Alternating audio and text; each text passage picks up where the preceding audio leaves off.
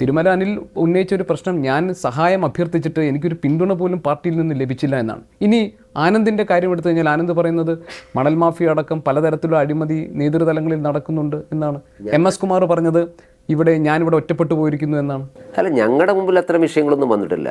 ഈ പറയുന്ന സ്ഥാനാർത്ഥിത്വത്തെ സംബന്ധിച്ച് ഞാൻ പത്രത്തിലൂടെയാണ് അറിഞ്ഞത്. കാരണം BJPയുടെ സ്ഥാനാർത്ഥി നിർണയത്തിന് പ്രോസസ്സുണ്ട്. ആ പ്രോസസ്സ് നമ്മുടെ ഓരോ വാർഡിൻ്റെയും മാനേജ്മെൻറ്റ് കമ്മിറ്റിയാണ് സ്ഥാനാർത്ഥിത്വത്തിൻ്റെ പ്രാഥമിക പട്ടിക തയ്യാറാക്കുക.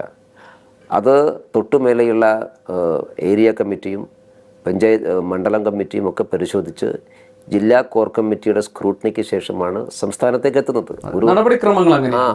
ആ നടപടിക്രമങ്ങളിൽ എവിടെയാണ് ഇദ്ദേഹത്തിൻ്റെ പേര് വന്നത് നമുക്കറിയില്ല. പക്ഷെ പാർട്ടി പരിശോധിച്ച സ്ഥാനാർത്ഥി പട്ടികയിലൊന്നും അദ്ദേഹത്തിൻ്റെ പേരില്ല. അദ്ദേഹത്തിന് BJPയുടെ ചുമതല ഉണ്ടായിരുന്നില്ല.